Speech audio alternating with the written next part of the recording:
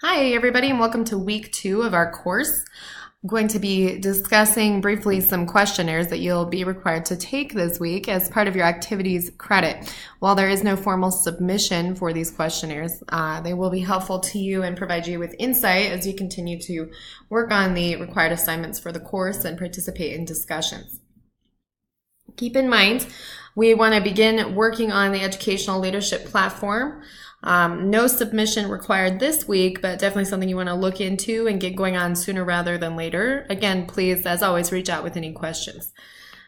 These are the 4 assessments, the questionnaires that you'll need to take this week for your activities. And then we have number 2, our discussion board that we'll be working on as well. So we've got some instructions here for the leadership assessments, and again, there are 4. We want to go through, score based on your results, so definitely follow all the instructions in each individual questionnaire. This will provide you with some insight into your own leadership. Okay, so this is the first assessment. You're going to be identifying your style of leadership and then thinking about how your style relates to people with other styles. And this can be, really positive or sometimes challenging depending on the differences that you might be experiencing. So it'll provide you with some insight on that.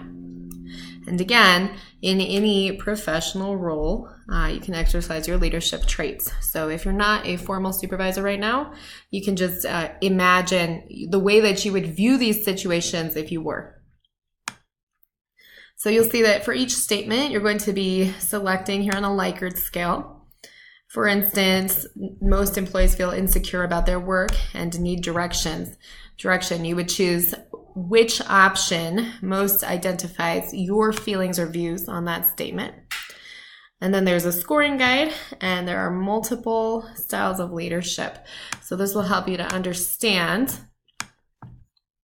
why you do what you do or what your views are in these areas. And then we have a path goal leadership questionnaire. So again, similarly, this is the key. You're going to choose the number based on each statement. And again, if you're not a formal supervisor right now, just use your imagination thinking about what you would do or what you have done in a role like that in the past. Okay. So this will provide you with information on interpretation of your scores. You can definitely further research that online if you're interested. The third questionnaire is a leadership traits questionnaire.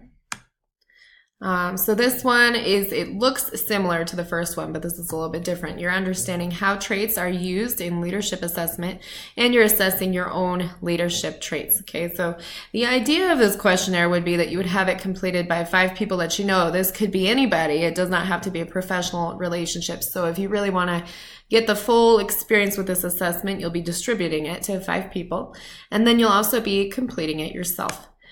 So you will be rating your strengths and areas of challenge for each of these skill sets, and others would rate that about you as well. Then you've got scoring directions, and that'll show you where your strengths may lie. Okay, here's an example. So that'll show you where your strong suits are and some areas that you might need to work on. The fourth assessment is called the Leadership Skills Questionnaire. Another questionnaire that's looking at your own skills within, leadership opportunities, and you're looking for strengths and challenges. So place yourself in the role of a leader, again, regardless of your current professional role. And then you'll agree, disagree. You've got this Likert scale again for each statement. You'll be adding them up, and you'll be looking at your skill sets. Those are the required assessments, leadership questionnaires as part of your activities credit. And then next we want to look at the platform assignment. So I'll just go over this briefly. This is under the session 2 module. So our platform assignment, the objective is to develop a statement of your educational beliefs, your own perspectives and beliefs relating to leadership and learner achievement. So this is a pretty open-ended assignment in that you are submitting writing regarding your views on each of these components. You might think about different grade levels. Okay, so you want to address each of these things, and if you notice, oh, desired curriculum would be very different in kindergarten than it would be in 10th grade. If you feel that way, then you want to add something to discuss, either of those, secondary or elementary, middle school. You're going to write your platform in narrative form, and it's going to be about 1 paragraph for each of these categories.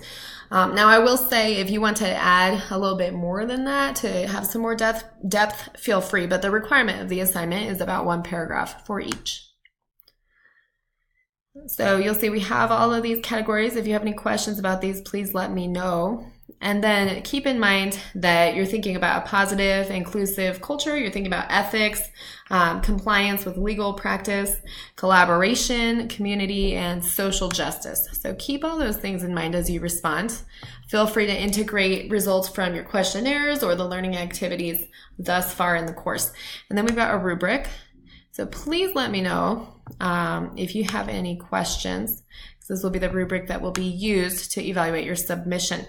So this is something that it's good to get started on sooner rather than later, or at least review and be thinking about the different ideas for this assignment.